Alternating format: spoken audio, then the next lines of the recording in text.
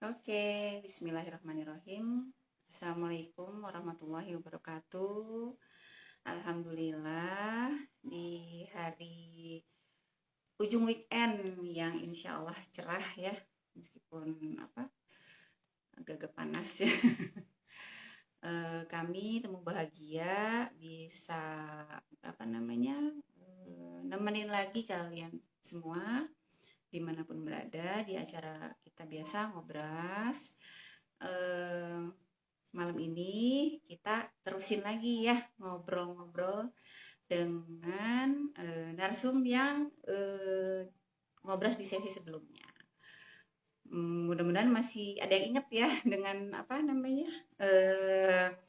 tema kita yang sebelumnya. Insya Allah malam ini nyambung deh dari yang dulu ya.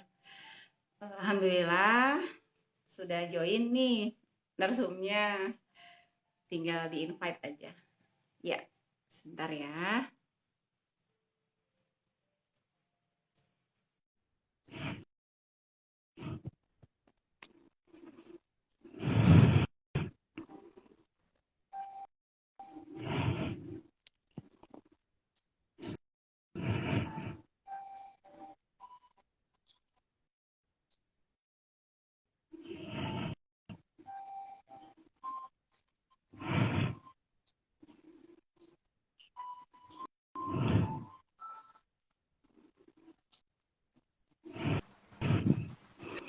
Assalamualaikum. Ini nggak ada komanda. Nah, tiba-tiba ke Oke. Assalamualaikum. Cari tempat dulu. Udah aman? Udah. Ini aku teh di backsoundnya pakai musik ngeganggu nggak ya? Oh, ini aku matiin. Oh, nggak kedengeran ya? Ntar tuh ya, akunya malah jadi keganggu ya. Ntar. Tunggu. Tadinya maksudnya kan nyambung sama mindfulness. Ini teh supaya musiknya teh background gitu, tapi kalau jadi mengganggu.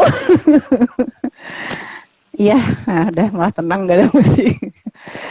Oke, alhamdulillah nih Kang udah ada 2 orang yang join. Jangan-jangan temenmu semua ini aku gak kenal.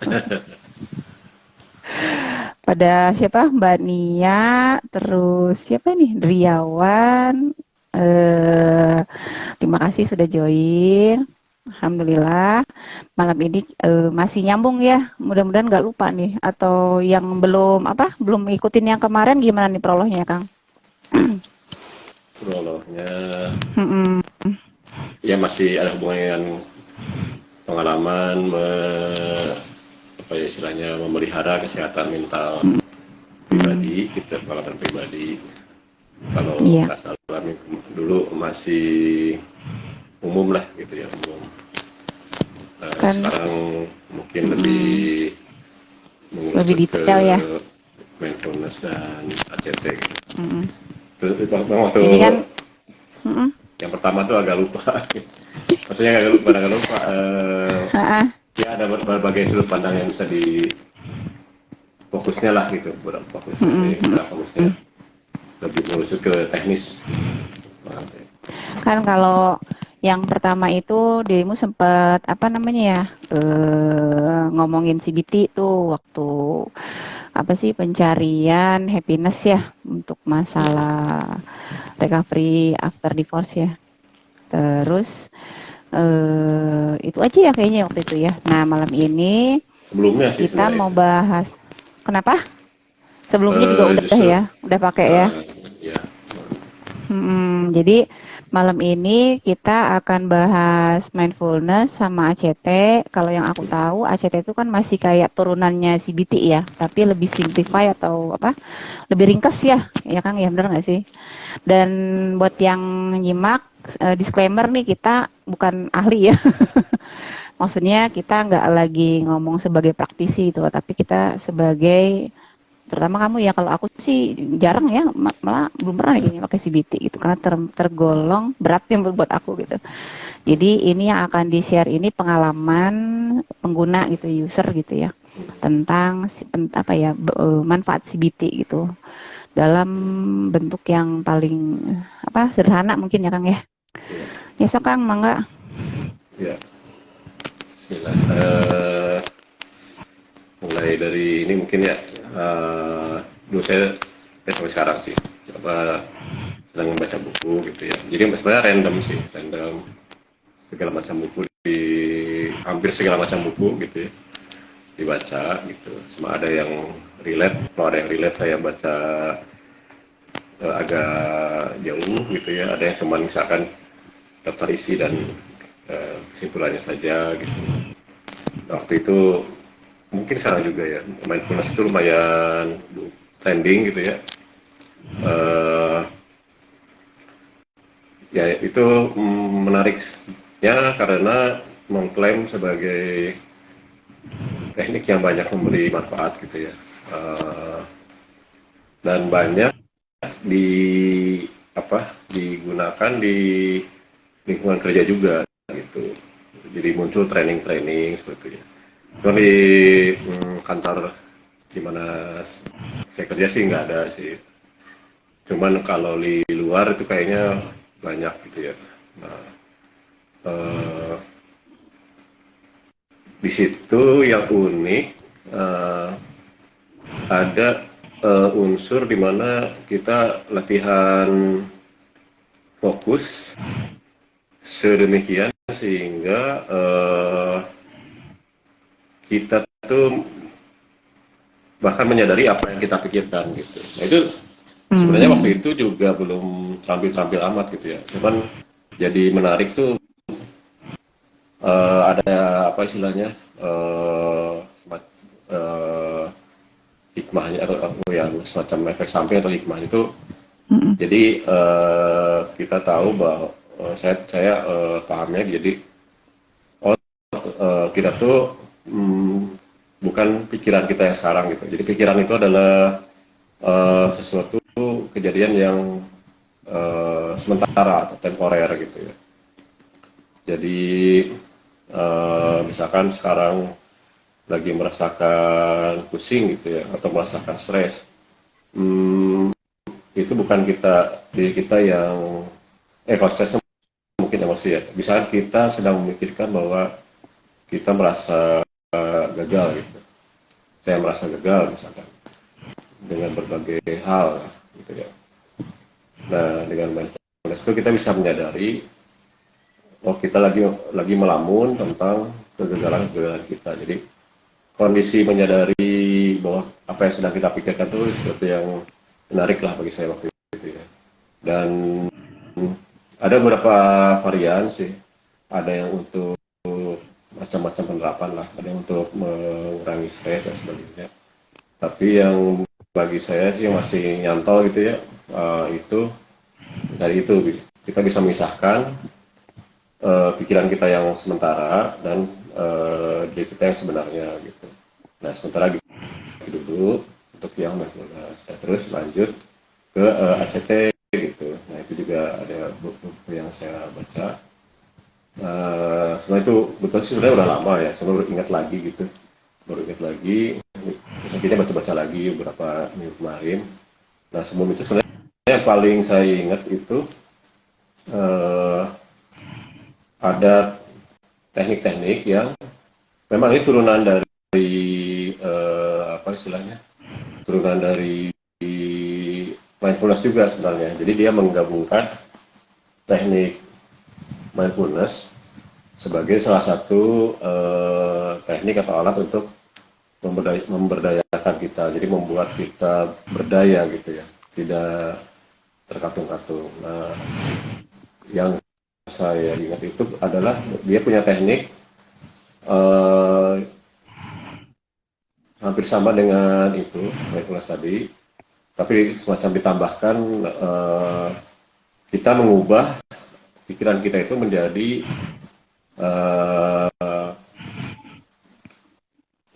jadi kata-katanya diubah sehingga kita bisa lebih mudah terpisah dengan pikiran kita. Jadi misalkan awalnya kita berpikir saya ini banyak kegagalan gitu ya. Nah diubah kata-kata sederhananya menjadi saya sedang berpikir bahwa saya banyak kegagalan. Nah, dengan teknik sederhana itu lebih cepat mudah disadari bahwa antara pikiran kita yang sementara itu dengan diri kita tuh yang sebenarnya itu terpisah gitu. Nah, dalam akhirnya tuh ada istilahnya itu pikiran itu ada dua lapisan atau dua komponen gitu ya. Satu yang pikirannya biasa, satu lagi pikiran yang menyadari gitu. Nah, pikiran menyadari itu yang dilatih di sini untuk memahami bahwa kita sedang berpikir apa. Nah, intinya gini, jadi dengan ACT ini kita yang diharapkan dari ACT itu dari ACT Acceptance Commitment Therapy itu kita punya, yang saya pahami ya, kita punya kontrol terhadap diri kita dengan lebih baik gitu. Ibarat kata yang tadinya terkatung-katung, terbawa arus gitu ya, bahkan lebih buruk lagi kondisinya ketika kita mengejar yang enak-enak saja dan atau menghindari yang buruk-buruk saja gitu, tanpa sampai istilahnya tahu-tahu kita berada dalam kondisi yang tidak kita sendiri pun tidak suka gitu. Jadi istilahnya kalau dilihat secara garis besarnya kesadaran itu tadi, kesadaran itu yang pertama, itu yang dilatih dari ACT. Nah, kemudian setelah itu juga diarahkan gitu ya, diarahkan. Kan sebenarnya sadar tapi tanpa makna ya, mungkin tanpa arah ya, mungkin percuma lah katakannya. Nah, ini dilatih untuk mempunyai prinsip-prinsip atau tujuan hidup, sehingga arah itu ya mempunyai hidup yang lebih bermakna. Nah, jadi hal yang paling klik gitu ya, paling buat saya punya efeknya cukup besar dari ACT itu tadi, bisa menyadari memang masih ada istilahnya, masih ada masalah yang menggantung gitu, tapi tidak mau berlarut dengan situ. Biarlah si masalah itu diselesaikan secara perlahan, sesuai dengan kemampuan dan waktu yang ada seperti itu. Tapi kita masih bisa bergerak ke arah yang sesuai dengan prinsip-prinsip yang sudah kita pegang gitu ya. Prinsip-prinsip dan juga cita-cita lah. Saya ini punya kelebihannya ini, pengen hidup tuh sebagai ini. Ibarat kata ketika dipanggil oleh Allah itu dalam kondisi lega gitu, sudah semacam kayak prajurit yang sudah menyelesaikan tugas dengan semaksimalnya gitu. Jadi kalau dibanding CBT itu sebenarnya dalam satu sisi betul ada simplifikasi, tapi dalam hal lain itu ada semacam jadi kesamaannya itu dia sama-sama memperkuat nalar pada dasarnya, bermain di sisi nalar, kemudian sama-sama berbasis kepada riset yang intensif. Bedanya ada beberapa hal yang katakanlah kelemahan diri kita di sisi mental gitu, yang tidak dipaksakan untuk segera diselesaikan gitu.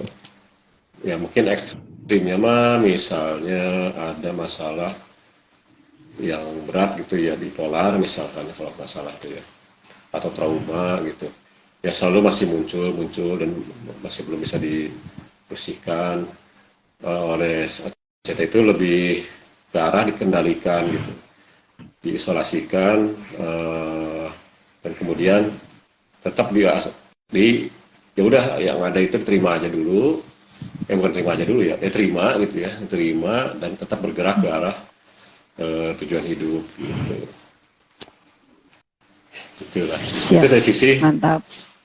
itunya, sisi apa Keren. ya, teknik psikologinya lah katakannya.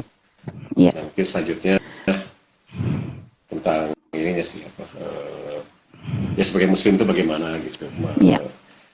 Sebentar, Kang. aplikasikannya atau ininya. Ini ada yang beberapa yang baru join nih. Ariati, kalau nggak salah nih temen guru aku deh. Temen aku waktu masih ngajar di SD. Bu Iya. Assalamualaikum Bu Iya. Aduh nuhun ya udah join. Terus Damuk, ini siapa nih? Salam kenal ya, Damuk. Oh. Saya pura-pura nggak kenal. Ya, jadi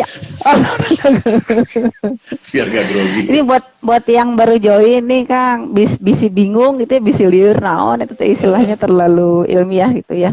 Jadi buat yang baru join, jadi tadi si Akang teh lagi menceritakan salah satu trik untuk happiness gitu ya. Karena seperti yang udah dibahas di live IG kita sebelumnya, bahwa happiness itu bukan soal kita meraih semuanya, bukan soal kita meraih semua yang kita inginkan, tapi lebih ke menghayati gitu ya, apa yang sedang dihadapi gitu loh. Dan menyadari gitu ya Kang ya, penyadaran lah ya, menyadari kalau kita punya masalah, itu kita tuh masalahnya apa sih gitu. Karena banyak orang yang akhirnya stres, depresi dan sebagainya itu kan karena dia sebenarnya tidak disconnect dengan dirinya, terputus dengan dirinya gitu ya. Si masalah itu bergabung gitu loh dengan orang yang mengalami masalah itu. Nah, kalau tadi Akang kan sempat bilang kalau ada masalah ya kita harus bisa bilang mengganti kalimat gitu ya, membuat si masalah itu jadi objek gitu loh, supaya nggak bergabung dengan kita. Jadi kitanya tuh sebagai subjek yang mengendalikan si masalah itu. Nah, kalau tadi dibilang ada CBT, ada ACT gitu ya, ada ACT mungkin ya. Buat yang masih bingung gitu ya, CBT itu apa, ACT itu apa gitu ya. Aku coba ngungkapin kali ya. Tapi mungkin Akang lebih tahu. Ini mah CBT-nya aja dulu, Cognitive Behavior Therapy. Jadi itu kognitif itu kan kognisi ya, logika ya Kang ya, logika. Behavior itu tingkah laku, terapi itu terapi yang berdasarkan mengubah tingkah laku dimulai dari memperbaiki pikiran gitu. Karena banyak orang yang respon dia terhadap masalah itu nggak nyambung gitu ya, atau dia jadi stres ternyata karena adanya kesalahan berpikir gitu ya, adanya false belief gitu ya, adanya distorsi cara dia berpikir. Nah itu kalau CBT. Nah kalau ACT itu masih turunan ya dari CBT, cuma lebih disimplify gitu karena singkatannya kan dari Accepted Commitment Therapy. Misal masalah itu kan si objeknya gitu loh, tapi kita yang bikin kita stres itu karena si emosi dari apa yang kita respon dari masalah itulah yang mengganggu cara berpikir. Nah, tapi daripada kita menolak emosi itu, nah kalau di ACT itu kan pakainya accept aja dulu gitu, diterima. Ketika emosinya diterima, otomatis masalahnya juga bukan diterima, masih dikelola ya, emosi dikelola, otomatis masalah bisa diterima. Lalu komitmen itu adalah semacam kita berkomitmen kita akan mau ngapain nih dengan masalah yang ada gitu loh. Karena tidak harus menyelesaikan semua gitu, tapi kita akan ngapain gitu kan, itu sudah cukup. Jadi gitulah pokoknya mah kurang lebihnya ya. Mudah-mudahan jadi kebayang gitu walau-walam. Selanjutnya lanjutkan lagi dengan disambungkan dengan pengalaman sebagai seorang muslim gitu ya Kang ya. Iya. Gimana nih Kang? Ya mungkin tadi jadi untuk dua teknik tadi yang nyambung sebenarnya, mindfulness dan ACT itu belum semua saya, terutama ACT itu memang eh, bukan kompleks sih, apa ya, cukup fleksibel gitu ya. Ini ibaratnya tuh jurus, kalau jurus atau apa gitu, dia tidak step by step, jadi dia tuh terdiri dari beberapa prinsip.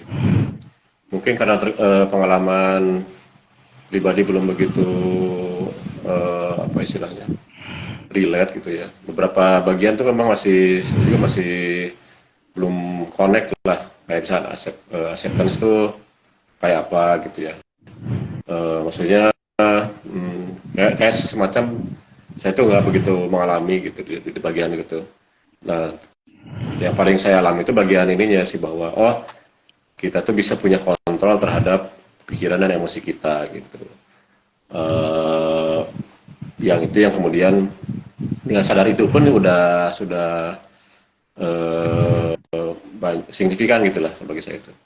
Artinya saya udah bisa mengukur lah untuk bisa hidup nyaman itu, misalkan harus imbang gitu, kapan harus serius, kapan harus istilahnya tertawa gitu ya, tenang dan sebagainya, sehingga jadi mungkin di ACT nggak begitu diajarkan langsung, tapi bagi saya itu jadi ngerti bahwa kita tuh terdiri dari beberapa komponen pikiran tadi, mungkin gitu ya, mungkin kalau dalam Islam itu kan ada jiwa, nafs, terus ada ruh gitu, mungkin kayak gitu ya, bisa jadi gitu ya. Tadi barusan dengar ceramah pun bahwa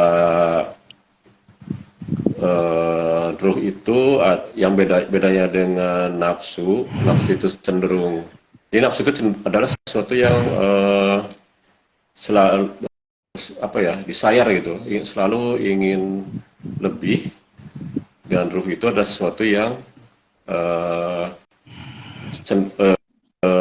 begitu dia punya ruang, kita akan cenderung tenang gitu. Jadi kalau kita memberi porsi ke ruh, maka kita akan lebih tenang.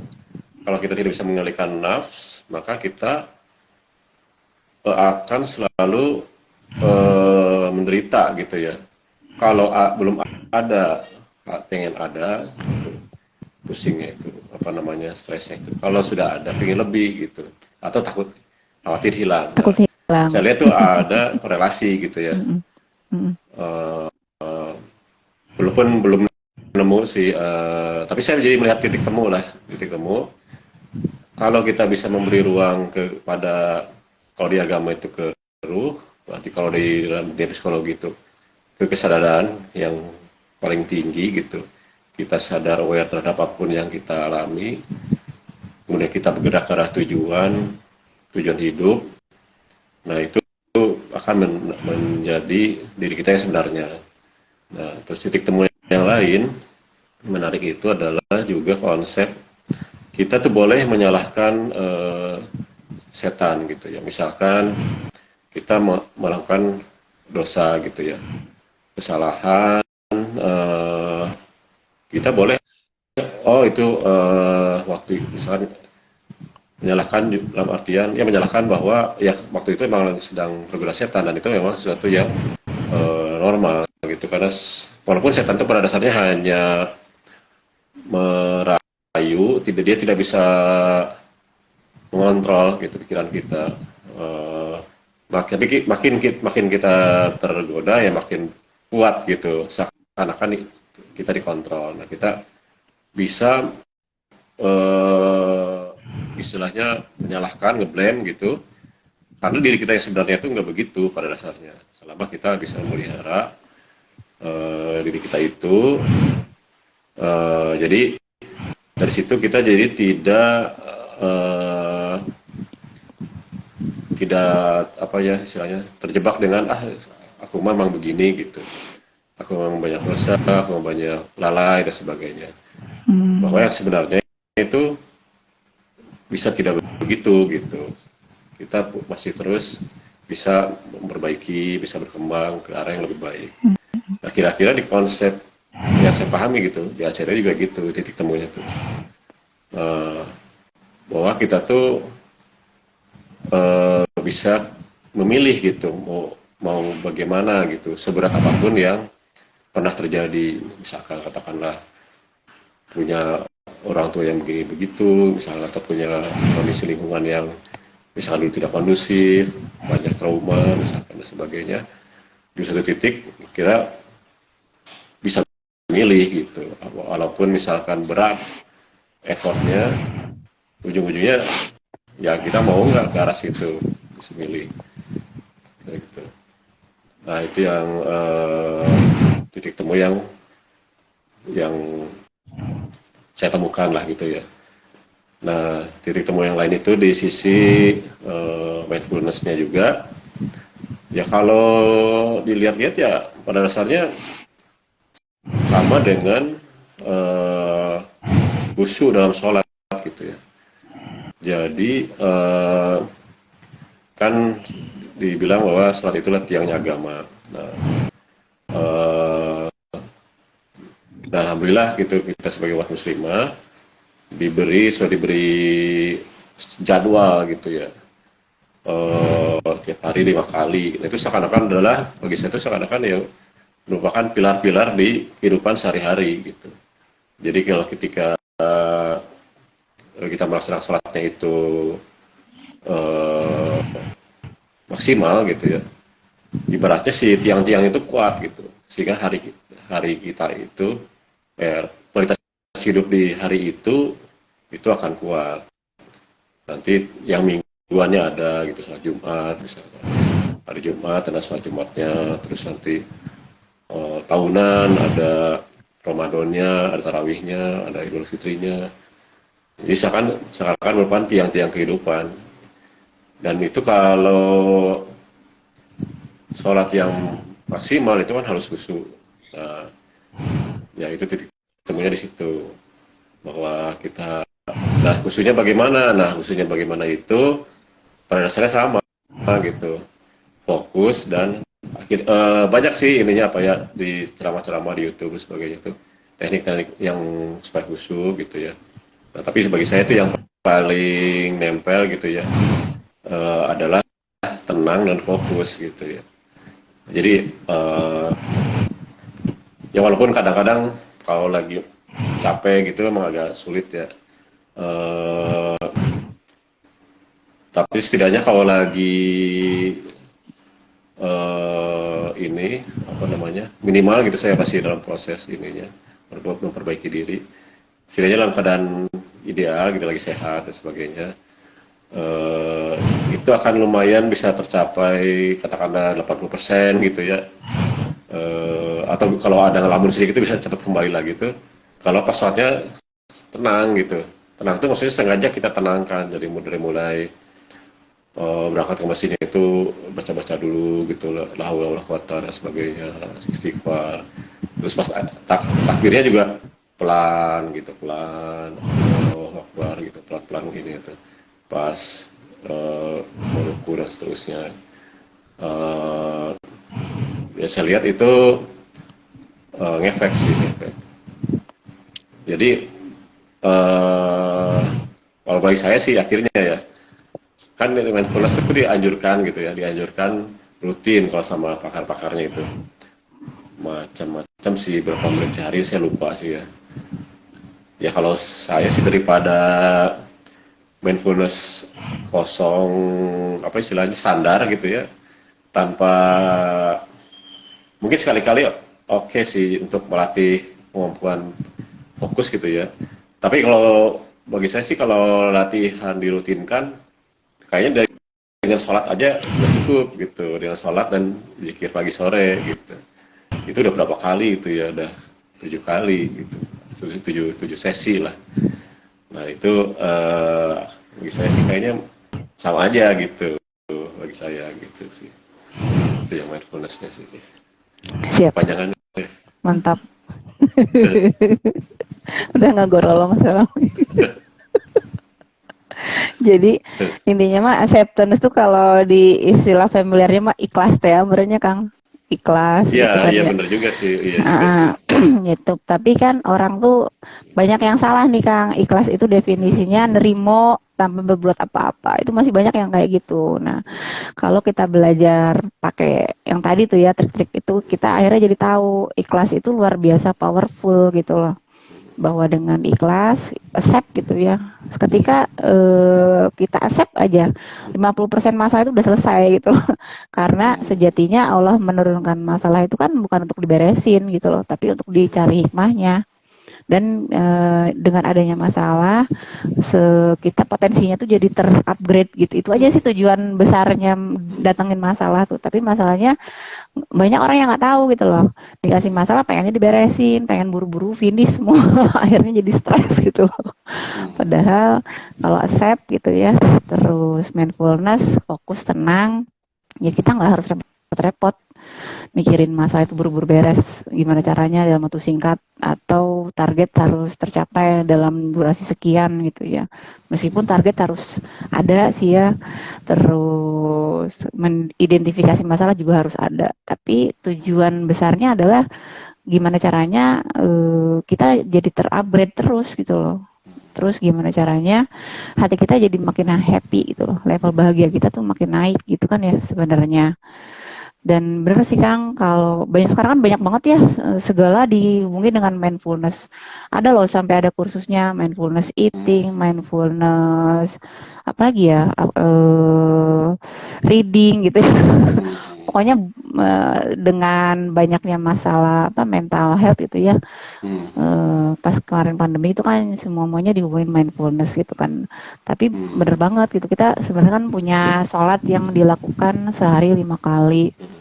Kalau kita menyadari gitu ya, apa sih sholat itu gitu, kita mengetahui artinya dan kita terkoneksi gitu ya pas lagi sholat ke diri sama terkoneksi ke Allah, ya itu udah super duper mindfulness gitu ya.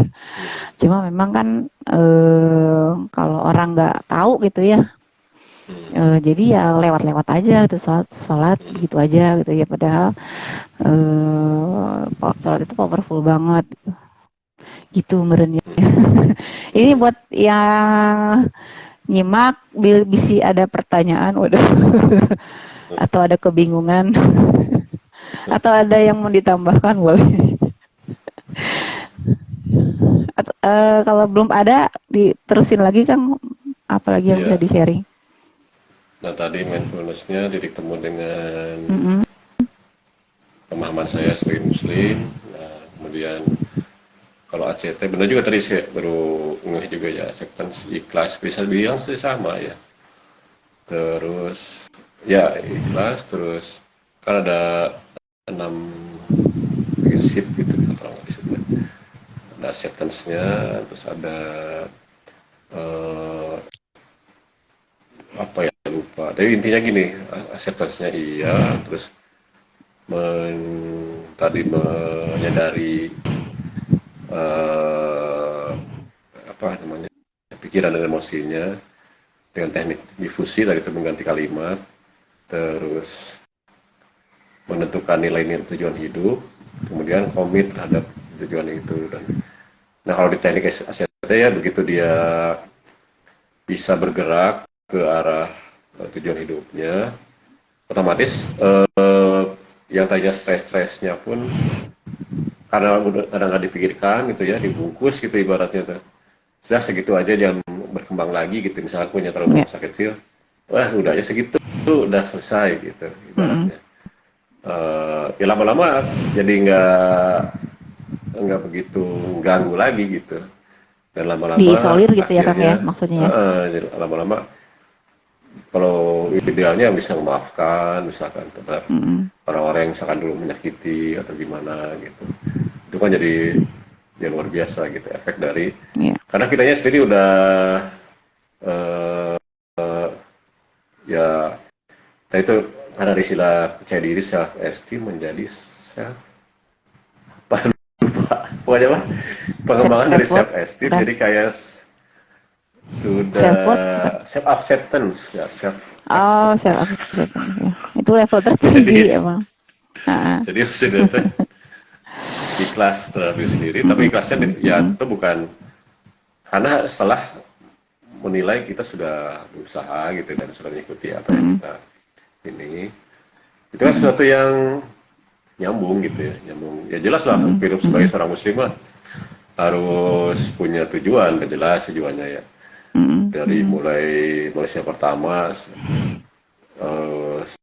dan kita pun setiap kita pun ketika mau lahir itu di komitmen dulu gitu kan, ditanya dulu ada deal-dealan gitu, deal-dealan salah kalau deal-dealan kayaknya ada nego ya, ini mah diingatkan kembali gitu.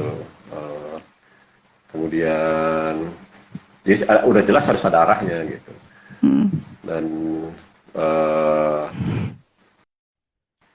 otomatis bukan otomatis dan cuman memang kadang-kadang ya bagi saya pribadi ya kalau di ceramah-ceramah yang gayanya klasik itu memang walaupun tergantung lagi kondisi gimana mental kita juga ya, kadang dulu mah pernah ngalamin ya kayak jenuh gitu, gitu-gitu aja sama gitu ya, klise atau misalkan kayak nggak relate, tapi ketika sudah lebih sehat gitu ya, pas dengerin lagi ya bener gitu ya, kayak tentang bahwa bahagia itu ketika ikhlas hidup di kondisi sekarang, tidak mikirin selalu masa lalu, tidak khawatirin masa depan. Ya sama sih, jadi itu sama. Iya. Dan semuanya tuh ada darinya gitu, saya kaget juga gitu ya. Semua itu ternyata seperti itu gitu ya, bahwa dari yang sudah diberikan dan maupun diubuk-ubuk oleh manusia sendiri, hasilnya tuh sama ternyata akhirnya itu. Kalau untuk mau hidup yang bermakna harus punya tujuan. Nah, kalau ya muslim enak ya, jadi udah dirinci, oh tujuannya ini harus apa yang dilakukan gitu. Itu yang saya alami gitu. Dan memang di dalam konsep dasar ACT-nya itu jelas sih bahwa ibaratnya penderitaan itu kalau kita hidupnya ngambang gitu, terbawa arus, floating gitu ya. Hidup kita hanya menghindari kesulitan gitu. Masalah. Tanpa ya cuma lari-lari aja gitu ya. Tanpa sempat bertindak secara strategis atau secara sadar gitu. Atau hanya mengejar yang ada yang enak dekat depan mata, sikat gitu ya. Mungkin gitu titik temunya ya, yang masih saya ingat itu ada ayat Al-Quran yang menjelaskan bahwa ya sindiran gitu kepada manusia yang punya mata tidak dipakai untuk melihat, punya telinga tidak dipakai untuk mendengar, apalagi gitu ya. Dan itu lebih buruk daripada hewan ternak gitu. Binatang ternak. Kalau saya sih nangkapnya ya kalau kebayang yang saya tahu hewan ternak emang ya kayak gitu aja gitu ya, seadanya hidupnya gitu ya, kasih makan ya, ada waktunya disembelih pokoknya gitu-gitu aja gitu, jadi tidak sadar gitu. Jadi manusia itu kayak yang pinter gitu ya, karena pada dasarnya kasih kesadaran ya, tapi kesadarannya itu ada bertingkat-tingkat gitu. Kalau saya lihat ada yang sadarnya ya katakanlah rendah gitu, hanya misalkan ngejar karir pendek duniawi gitu, dengan sadar yang sesungguhnya yang menyadari ya misalkan kita ini siapa sih gitu, kita datang dari mana, mau ngapain, harus bagaimana gitu, alam ini dari mana, ya seperti itu gitu.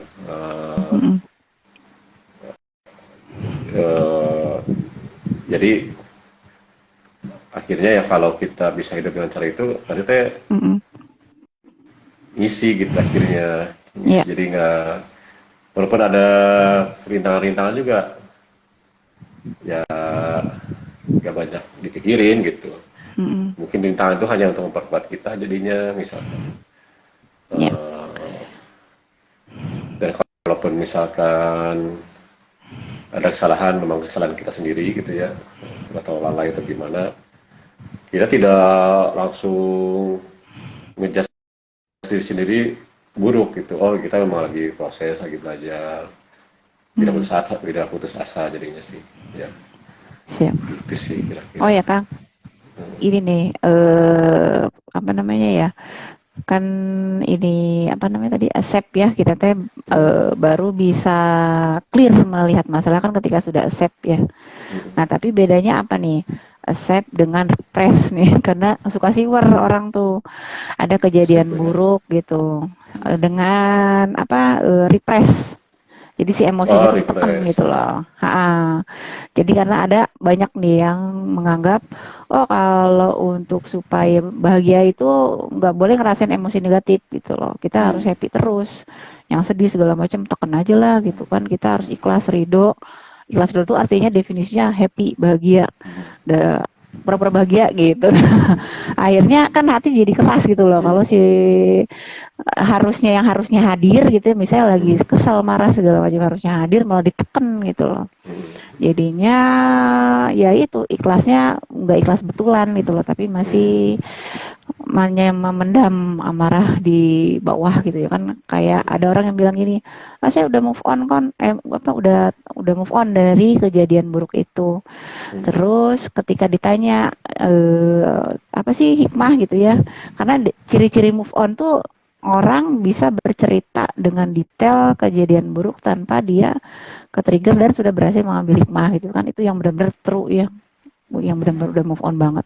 Tapi kalau ditanya kalau dia bilang saya udah move on, ditanya gimana sih, pokoknya nggak mau diingat-ingat. Nah itu gimana tuh Kang? Jadi apa ciri-cirinya gimana nih ngebedain accept sama repress gitu loh? Kamu nggak mau ingat-ingat, pokoknya itu nyakitin loh. Kalau mungkin ya, saya juga kan baru belajar lagi CBT kemarin CBT. Memang tidak perlu dipertentangkan sih antara satu teknik dan teknik yang lain. Bisa digabung-gabung gitu ya. Mungkin gitu yang aku tangkap sih kalau ACT itu tidak mau berlama-lama mempermasalahkan rasa sedih gitu. Karena dia memperkuat kemampuan kita untuk bergerak ke tujuan hidup dengan berbagai teknik tadi gitu ya. Nah, karena mungkin ada beberapa kondisi yang sulit untuk dinetralisir dengan mudah, dengan baik, dengan sempurna gitu. Butuh waktu, butuh kekuatan juga. Jadi kemarin itu kalau dikombinasikan dengan pemahaman tentang cara kerja otak gitu ya, bisa jadi kondisi kalau otaknya udah keburu berat gitu ya, nggak efektif gitu alurnya tuh, dipaksa kan gini, kalau tadi tidak merepress, misalkan tidak mau repress, harus bisa menceritakannya kembali dengan detil gitu ya. Bisa jadi gitu dengan kalau ada kasus tertentu bisa jadi otomatis di-repress gitu, atau ketika dia diingat-ingat berat gitu. Nah kalau kita paksa gitu untuk menyelesaikan itu dulu, kayaknya itu yang muncul, kenapa ACT muncul itu dari situ kayaknya. Soalnya emang yang saya baca itu ACT itu mengatasi keterbatasan di CBT gitu, di CBT. Kayaknya di situ. Karena bisa jadi kan CBT itu lumayan benar-benar panjang, skillful, dan dia main bahasanya itu harus kuat gitu, harus dan melihat kondisi kliennya itu, misalkan kondisinya A, dikejar bisa jadi lari, misalkan dipaksa ngikutin strict, bisa jadi berhenti gitu dari prosesnya. Nah yang SCT itu dia fleksibel gitu, gimana cara menggerakkan si klien itu untuk ke arah yang lebih baik, kondisi yang lebih baik dulu, sehingga nanti dari sudut pandang kesehatan otaknya itu dia kan membaik tuh, makin lempeng gitu ya. Kalau ada gambarnya mah. Jadi kalau yang otak yang depresi itu ibaratnya mah gelap gitu. Iya. Kalau yang sehat itu banyak lampu-lampunya, jadi aliran sinyal-sinyal juga lancar. Karena pada Oh. dasarnya alur otak yang sehat itu yang dia bisa mengontrol punya ruang untuk bergerak di antara bagian-bagian otak yang lain. Ada bagian otak yang apa namanya, reptil, ada yang mamalia gitu. Yang reptil itu yang untuk survival yang paling dasar ya, yang fight, flight, freeze. Kalau mamalia yang udah sosial gitu, ada emosi-emosi lain, ya emosi pada dasarnya. Untuk jadi tahu nih, makanya kalau misalkan kita di reject oleh sosial, apalagi oleh orang tua misalkan, orang dekat gitu ya, itu sakitnya kan luar biasa karena mamalia itu kan harus hidupnya teh saling support gitu ya. Nah, jadi ya, bisa dibilang seperti ada kemungkinan kehilangan nyawa gitu. Jadi itu rasa sakitnya lumayan tinggi. Tapi kalau kita mudah si bagian-bagian otak tadi teh terlalu sensitif, mudah trigger gitu ya. Misalkan dikritik dikit lari gitu ya, apalagi atau berantem gitu ya. Nah itu kan tidak baik ya. Nah, maksudnya apalagi kalau ternyata nggak harus seperti itu gitu. Nah, otak yang bagian yang logika itu yang harus bisa menghitung gitu kan baik. Oh ini memang lagi diserang harimau lari gitu, gitu. Atau harimau tadi kandangin misalnya. Pokoknya ya istilahnya enggak ini mah dimarahin oleh seorang misalkan, ini mah orangnya juga lagi lepas kendali, ngapain kita pikirin misalkan. Jadi, nah itu kalau di kondisi mental yang tidak sehat gitu sih, kalau nggak salah nangkep tuh, ya itu yang nggak efektif kerjanya. Nah udah berat gitu, mikirnya udah berat. Nah ketika misalkan ada masalah emosi tadi, apa mau di-repress atau mau acceptance itu, kalau harus bisa sampai ini bisa jadi agak sulit tuh. Nah acceptance ini setidaknya tuh kita ikhlas dulu, peristiwanya pun diterima, kondisi kitanya juga yang belum move on juga diterima gitu. Tidak istilahnya menganggap diri buruk sih kayak gitu ya. Tapi emang bagian ini tricky sih, bagian ini benar. Perlu latihan terus ya kan. Iya. Jadi saya sementara emang buat diri sendiri aja ini tuh.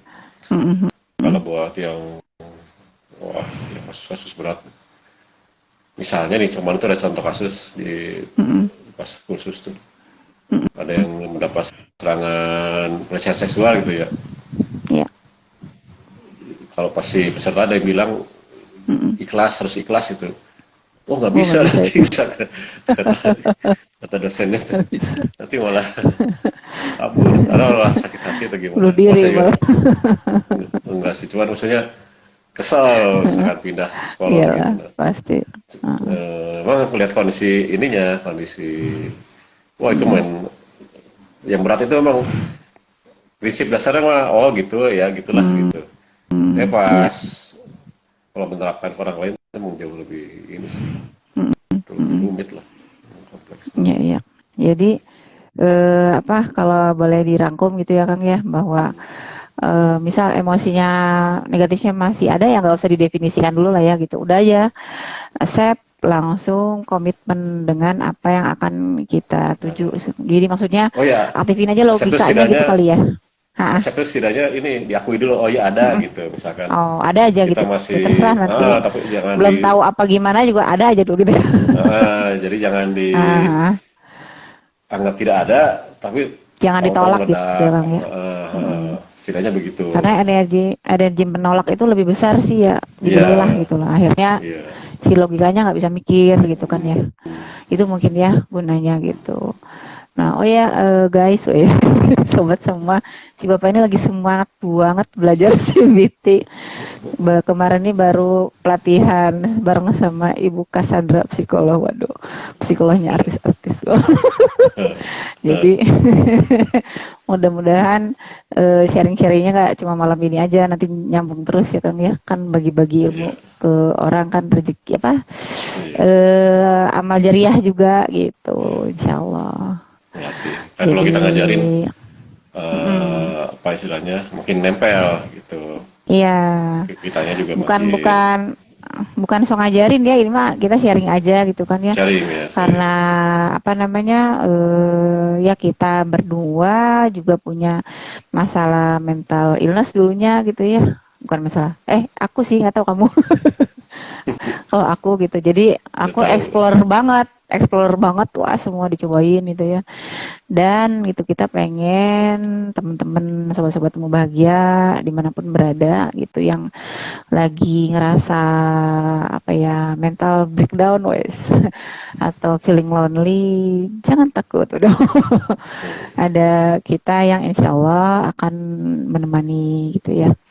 Ada kita sampai di titik ini juga tidak mendadak gitu ya, apa jurinya panjang gitu ya, dan insya Allah mudah-mudahan kalau kita banyak sharing selain menguatkan untuk kitanya juga ya Kang ya, plus juga orang yang baru dengar gitu langsung oh iya ternyata bahagia itu bisa diperjuangkan ya gitu, oh ternyata apa namanya apa yang aku alami sekarang tuh bukan kiamat dunia gitu, bisa jadi orang yang paling gelap hidupnya tuh justru orang yang akhirnya nemu poin-poin dasar yang orang lain gak ngalamin, itu gak temukan gitu.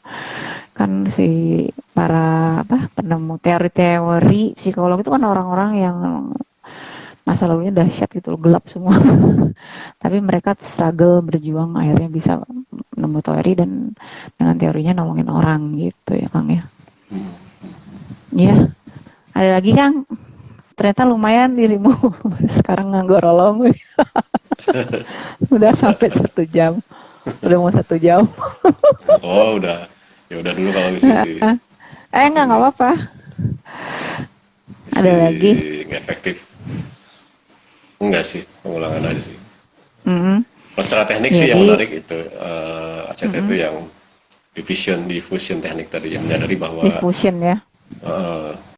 Jika mengganti kita jadi misalnya tadi saya merasa bodoh, nah kalau diganti dengan saya sedang berpikir saya merasa bodoh gitu.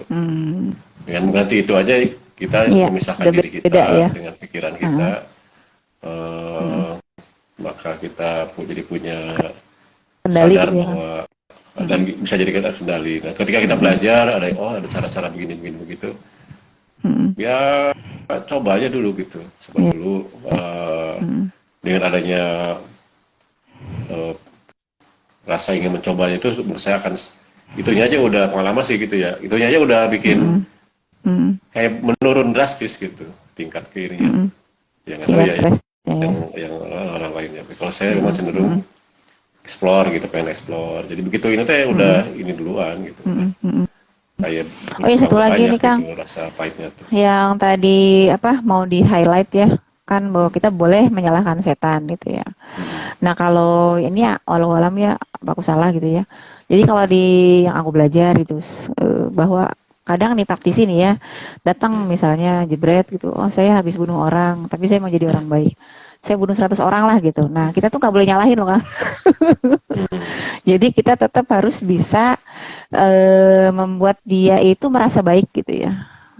Bukan berarti kita membenarkan kesalahannya. Nah jadi apa namanya ya, mungkin yang agak lupa nih di dunia konseling ya, karena biar gimana kan ilmu kita tuh dari barat ya Kang ya, nggak ada tuh nyalain setannya gitu loh, padahal itu penting menurut aku ya, nyalain setan tuh harus gitu loh, karena kalau kita nggak nyalain setan ya dan akhirnya kita tuh ketika berbuat salah nyalahin diri sendiri doang, itu frustasinya luar biasa loh Kang.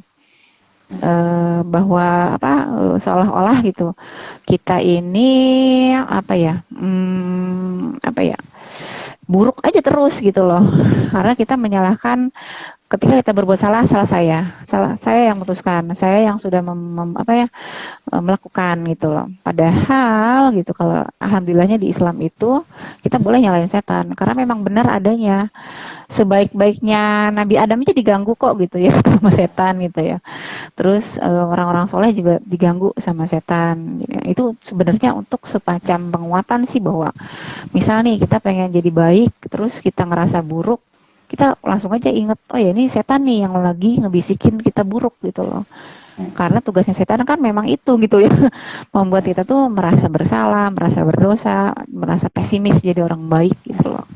Jadi itu kabar baik menurut aku ya buat orang-orang yang lagi ngerasa buruk segala macam, itu setan gitu loh yang ngomong, bukan kamu gitu loh. Karena sebenarnya Allah menciptakan kita tuh untuk bahagia gitu loh. Allah menciptakan kita tuh untuk jadi orang baik gitu. Jadi diingat-ingat aja kalau ada bisik-bisik kamu buruk, kamu jahat, kamu tidak berguna, kamu tidak ada yang cinta segala macam, itu setan gitu. Lawanlah gitu loh. Dan dengan menyadari itu, jadi kan musuhnya jadi jelas gitu loh Kang. Oh ada setan di musuh kita. Kalau nggak disadari si setan itu adalah yang harus disalahkan, kita tuh kayak lagi nyerang diri sendiri aja terus gitu loh, suicide jadi. Pikiran-pikiran yang misalnya saya buruk, saya jelek segala macam tuh adalah saya memang buruk betulan, jelek beneran, jahat betulan gitu loh. Dan akhirnya kita susah gitu loh untuk growing jadi lebih baik gitu. Itu sih Kang, bener nggak? Aku jadi ngoceh panjang. Ya kurang lebih begitu insya Allah. Oke deh. Ini udah 1 jam Kang. Udah aja gitu ya. Udah dulu mungkin. Ada lagi? Closingnya apa nih Kang? Closingnya ya, bagi saya pribadi itu ada 2 teknik yang berkaitan sebenarnya mindfulness ACT itu yang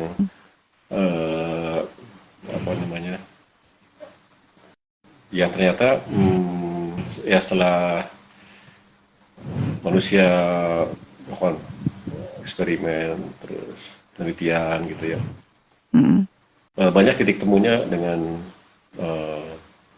Islam lah menurut pemahaman saya gitu ya. Tetap dan jadi ya alhamdulillah lah, jadi kayak menenteramkan lah gitu ya. Jadi gimana ya jelasinnya tuh, kayak oh iya juga ya, sama kok jadinya gitu. Ya tinggal saya sebagai muslim lanjutin aja gitu. Nah paling yang dari CT itu yang lo jadi apa ya, paling karena ada fokus bahwa ini ke istilahnya kesejahteraan jiwa gitu ya, dengan suatu struktur ya. Tidak ada salahnya semacam jadi kerangka gitu ya, kerangka walaupun di agama Islam udah ada, tapi dengan memakai istilah yang sama itu kayaknya nggak masalah gitu. Dan ada teknik yang bisa dipakai yang tadi itu teknik diffusion itu kan, jadi tekniknya itu memudahkan kita menyadari pikiran kita dan emosi kita. Jadi dengan sadarnya itu kita ya udah tinggal mau diapain nih gitu. Misalkan kalau belum tahu ya udah terima dulu, ada dulu, catat dulu gitu ibaratnya. Tapi kalau ingin dibereskan, oh ternyata pikiran negatif ini kalau ditelusurin lagi bisa pakai teknik CBT gitu ya.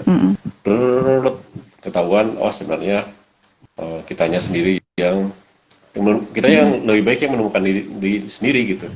Oh ternyata kita sendiri yang punya sifat seperti ini sehingga overacting misalkan terhadap suatu hal. Ketika kita sendiri akhirnya kita bisa perbaiki. Nah itu ya alhamdulillah, jadi ada proses yang terus bisa kita kerjain untuk makin baik. Itu boleh. Oke, ya. Kita melebar terus yang disimpulkan. Santai aja. Udah exciting aku. Nyimak dirimu agorolong. Berarti yang dulu bilang nggak punya public speaking bukan gue banget, itu false belief, waduh. Karena ternyata ngagorolong. Nggak kalau agorolong mah hampir sama sih. Cuma maksudnya tuh nggak punya teknik retorika gitu, nggak punya Oh iya, apa siap ya. siap. Jadi Mm, kalau ini kan semacam ngobrol apa adanya, Iya. yang ada di kepala gitu. Mm, Saya kasih tahu mm, orang, ini ada hal yang menarik gini gini gini gini gitu. Iya. Tidak misalkan, oh gimana nih supaya audiens itu Mm, ngerti, fokus, mm, bla bla mm, bla bla bla bla. mm. Nggak ada target gitu Oh, lah ya. Ah, step-stepnya begini dan ah, begitu. iya iya. Ah, Ada yang bakat, ada yang bisa ditrain, bisa dilatih sih sebenarnya gitu. Nah itu yang mm, menurut aku memang belum ke arah sana, belum nyampe mm, lah ke situ. mm, siap siap. Kalau Oke. Mm, nggak grogi aja mah gimana? udah lama sih. Kalau nggak grogi aja Oh, mah misalnya udah oh, lama. iya iya. Udah Jadi kan setiap hari juga meeting sama aja. cuek we. Jadi orang lainnya sih